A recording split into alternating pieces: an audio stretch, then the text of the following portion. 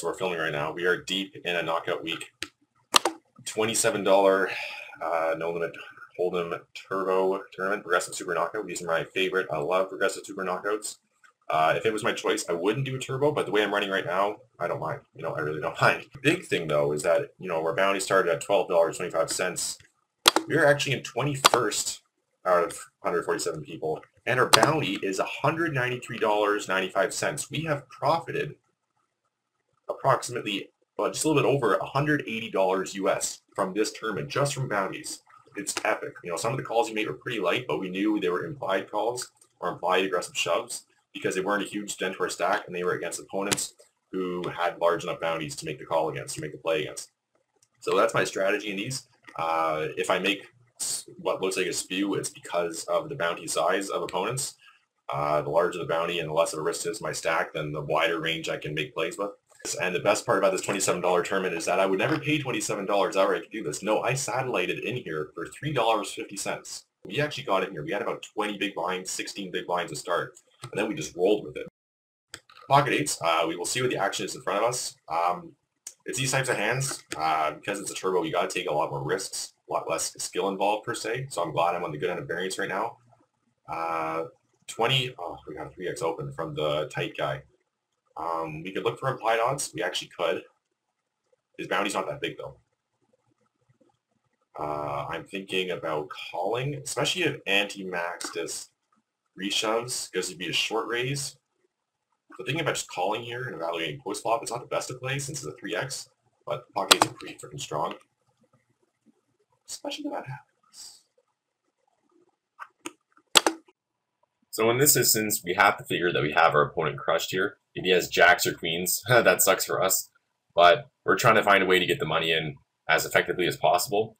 And while I considered a check call, I just figured that the times where he has aces or kings, he might check back on the turn or something like that for pot control. And especially if a bad turn card comes for his range, such as a 10 or a 9, because that could fill up straight. So by trying to get the money in on the flop here with the check raise, he's forced to put in his money basically. If he has like something like top pair, top picker, or an overpair such as aces or kings. And so we always get full value out of the hands for crushing in that sense. As well, we check raise to a size where it looks like we could be doing some sort of weird bluff. And so he feels compelled to put all his money in when he has the hand that he ends up having. Okay, let's call. Ace queen. Holy crap, we're in great shape. We won a fucking huge hand. Holy shit. Fucking woo! That was huge.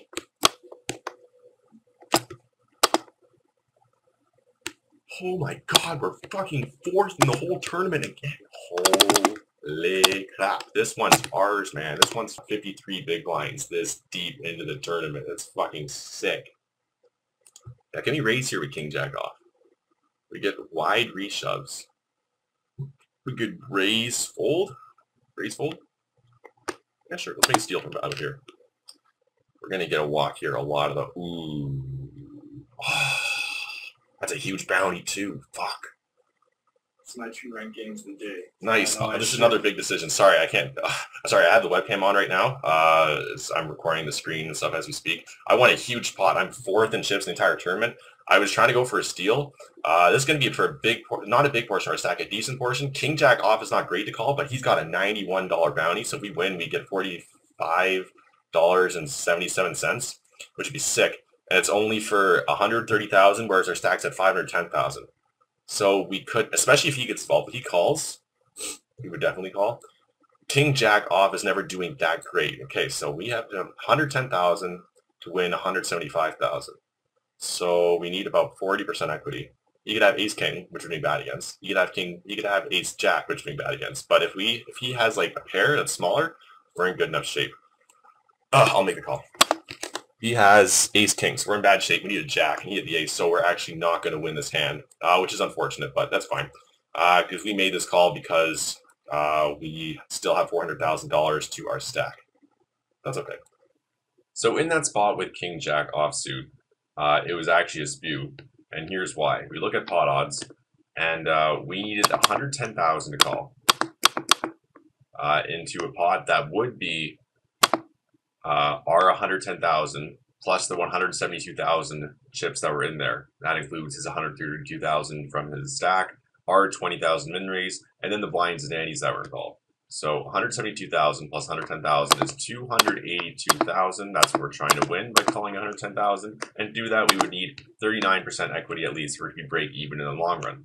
Now, let's look on PokerStars what our equity the King Jack offsuit is against the types of hands that he would be reshoving for value. So let's give him a range for pairs.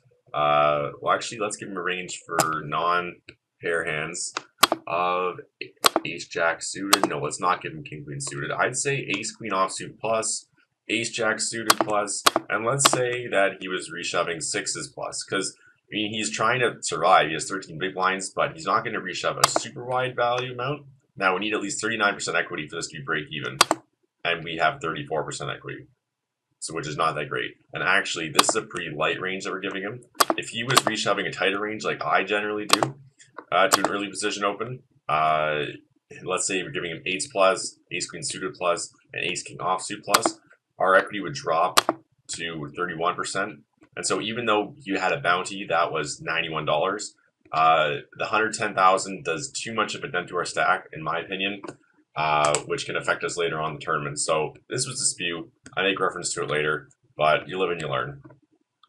So it was a bit of a light call on my part. If there were no bounties involved, like if he had a bounty that was super tiny, like $36, I would not have called. But it's because he had the $91 bounty, where it's like if we won, that'd be great. The big one I'm looking at is this Smoke Hands guy. He's only got like 71,000 chips, but his bounty's at $145. That's the one I want to get.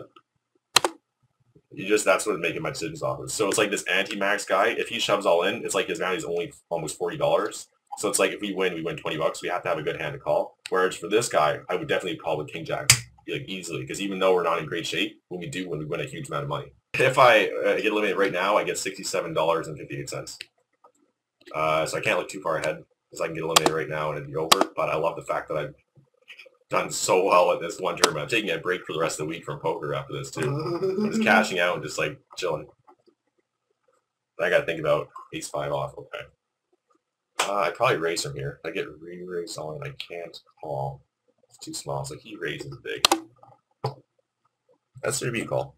7-9, deuces, kings. Oh, but he got king queen. Full house. That's a big bounty. Look at these bounties now, and these are real motherfuckers. Damn, we're card dead again. Turbos, you can't be card dead for too long, bruh. You gotta get in there. Come on, cards. Work your magic. Give me asses. We're currently 23rd. So, you know, that's a diversity that's got to happen in tournaments. You're not going to win them all. You can see in my graph. Actually, you can't see from here because I have it too low. Try to raise it enough high. Nah, you can't. There's a... You can kind of see it. It dips down. We go up. Then we dip down. We've gone up. Then we dip down before going back up again. We're going to go back up again. We'll find a way to get back up again. We got 31 big blinds. Too bad you guys can't see my face right now, but that's not much to look at. What really matters is what you're seeing here. I love how we started this tournament with 5,000 chips. We started with 5,000 chips. Chips in a dream, you know? And you just rocket on up. So, this is interesting. Got a bet. But now we got to check on here. It's interesting. I think Nikita must have the best hand with an ace. I'm going to shove it. Whoa, interesting. Got a jack versus... he had kings. So he's probably playing and, like, just calling the guy. It's too bad the ace came to kill the action. It's important to play it like a freeze out because there's potential for some huge money. We're 94th. Holy, we're 94th. So it's like, if we win, we can win 10K. Get the final table, we still win like 2K or 540 bucks. We still win a lot. So playing it like a freeze out is pretty important at this point. So no more spews with the king jack off. That would be a steal, but if we get re-raised, we know we're behind. King queen suited, that was an interesting call, but very nice call at this point, unless he hits the king or ace, and that did not happen, so he won a big-ass bounty. Ace 9 suited, this will be interesting. We'll probably have it defend. I'm thinking it'll be raised, and we'll call and see a flop. I can't see us getting it all in unless it's against a super short stack, like anti-max or something. Just don't play too aggressively, you know? If we get a flush draw, we'll see how the ebbs and flows work. If the pocket's too big, and we have to get it all in on the flop, because we are ahead of Shipping Boy, but we are also behind Magic. So we'll just call, we'll see a flop. That doesn't connect to us, like, at all. So now, how much do we have? We have, like, 25 big blinds or something? 24. So it's not great. Now we're into the position of the tournament let's look at the average chips. So we are basically at the average now. We've gone down a little. We go down, yeah. So we're at a point now where tightening up a little bit. We're definitely not calling this. So now we got to play pretty solid. It's unfortunate that we can't get involved light for bounties anymore. It's got to focus.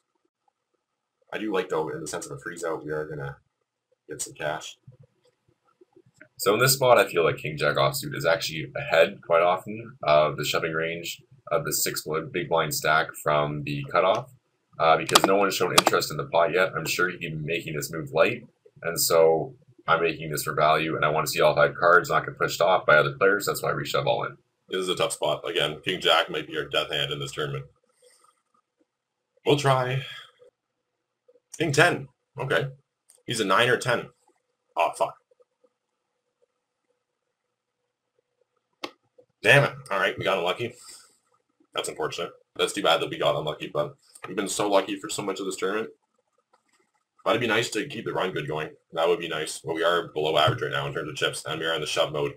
Funny thing is, we haven't been this short since we started the tourney in the sense of the big blinds. Since the beginning of the tourney, like when we began the tournament, because we satellited in, this is the amount of big blinds we had, 18. We're talking about that, 20, 18. We had 5K in chips. Now we got 250K in chips. We're back to the same type of position. Well, basically our strategy right now is to play stronger hands. They're going to be calling a little bit lighter because of my huge bounty. I do have a freaking massive bounty because of all the kills we got earlier. Basically, we're trying to shove pretty good value hands in pretty good value spots. So later position, we can shove a little wider. Obviously, early position, we've got to be pretty careful with where we shove from. Magic Band's going to call pretty light.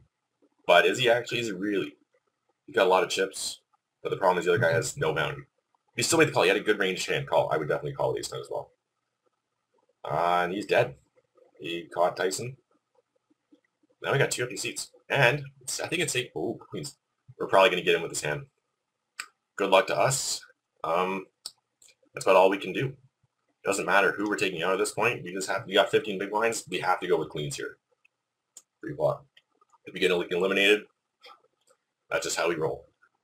Queens are too strong to fold, especially if we're trying to go deep in the tourney.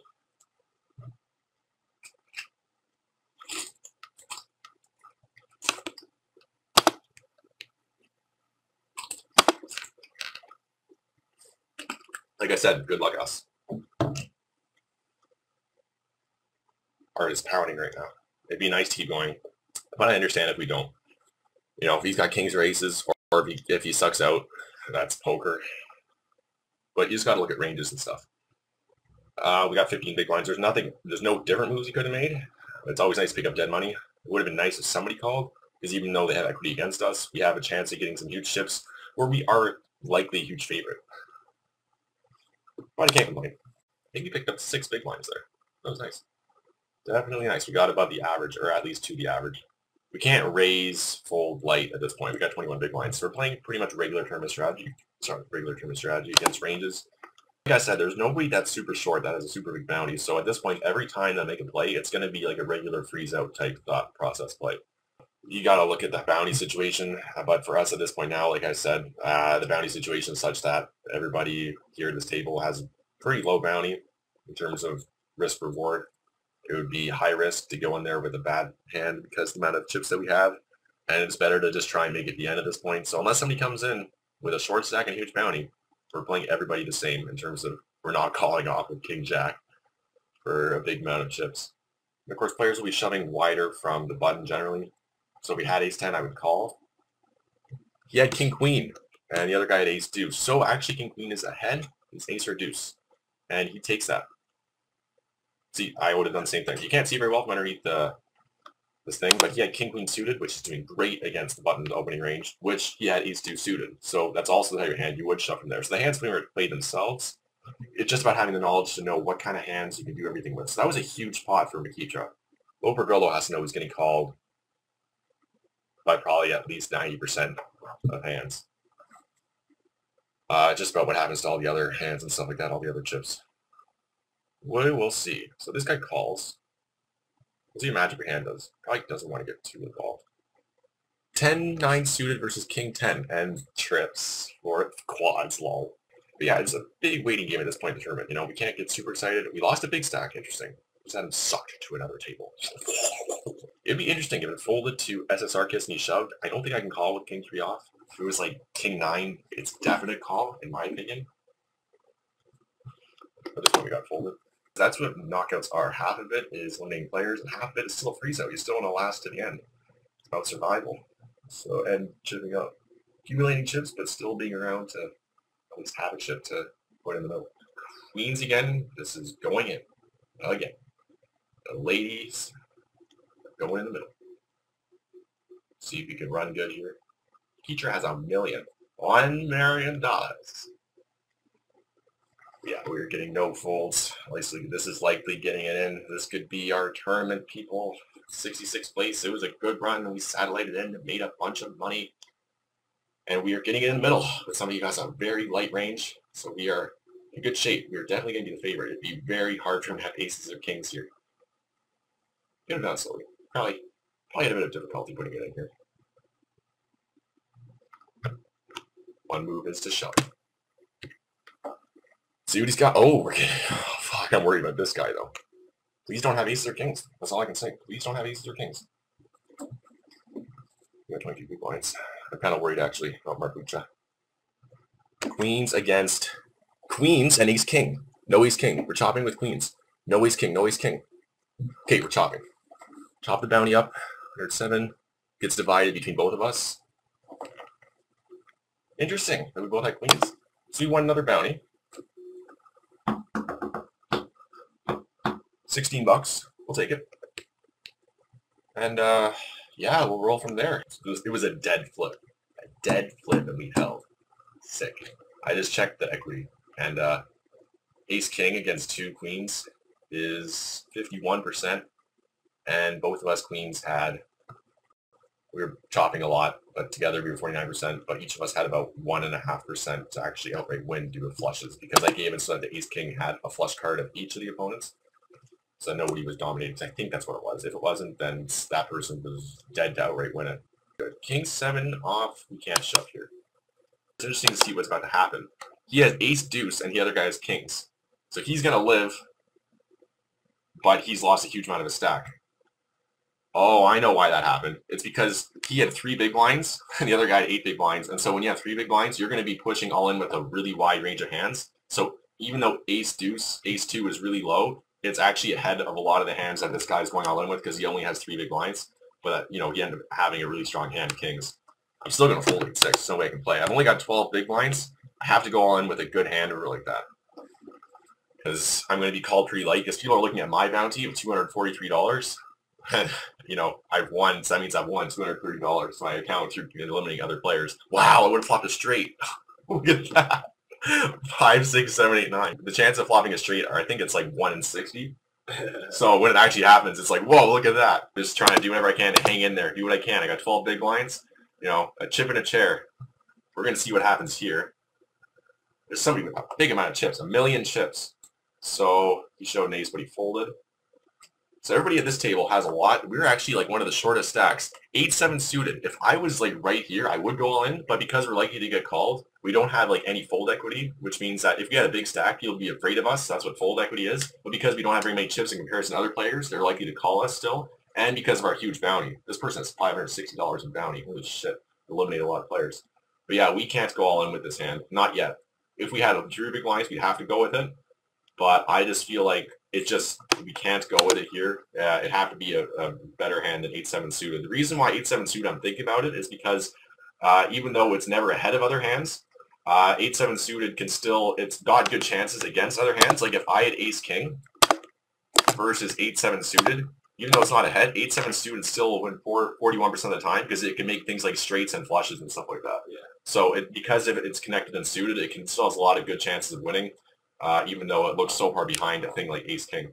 There's a raise here, a call. So this guy raises, and this guy calls. Okay, they're decent-sized stacks. He got 26 and 30 big blinds, which is decent size.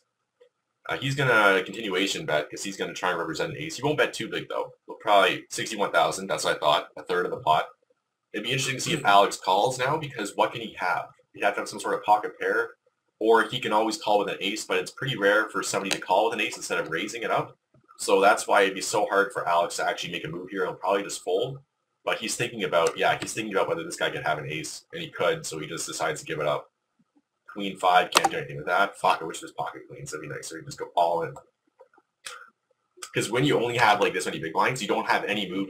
Like there's nothing you can do. It's either going all in or folding because you're so short or like that you can't just raise and then fold after the flop. But just folding is enough to keep you alive. It's still going. That's why I would never lose any money, but you don't get any money. Well, you still lose a little bit. There's antes. Like right now, every hand I'm losing 4,000 chips into the middle. That's what an ante is. And then once you get to the blinds, then you lose that. So that's why you still have pressure because if you don't make a move, you'll go down slowly or whatever like that. So you got to make a move at some point, but you don't want to put yourself in a move where it's like you're not a favorite to win. Like if I went on with Queen 5, the other guy had King Queen, then he has 75% chance to win. King 4, damn it, I wish it was Ace King. That'd be nicer. But King 4, you can't do anything with that. But yeah, we're getting in a really tough spot. No, it all depends on stuff. We are probably going to be all in the next 5 minutes at some point. Like not because we don't want to, but just because we're going to have to make a move at some point. This guy has fewer chips. He's got 8 big blinds, so he's making his move or like that. It'll be interesting to see what other people do. Because you can see other people at the table. Like there's other people in my situation. Like this Hawk guy has 9 big blinds. Krill guy has 8 big blinds. But then there's other people that have a lot more, over like 20 big blinds and 25 and stuff like that. But yeah, it'll be interesting to see what other players do. He calls Ace-2 against King Jack. Jack is ahead. And Jack wins. So that's why I didn't go with my King 4, because I would have lost, as you can see. Oh, that's when you're all in.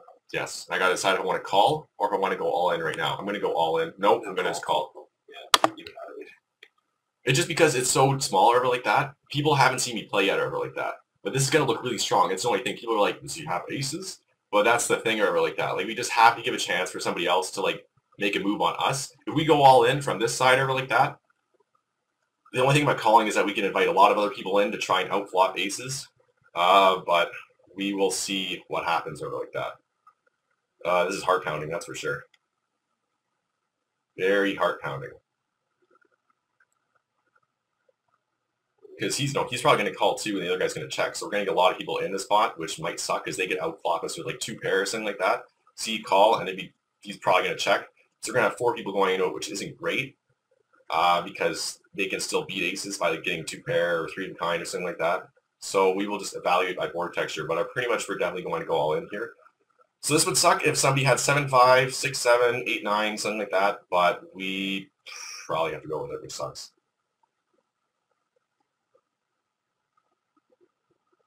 I don't like the fact that this board is so connected. Somebody could easily have 2 pair, like 7-5 or 6-7 or something like right now. This is a big decision.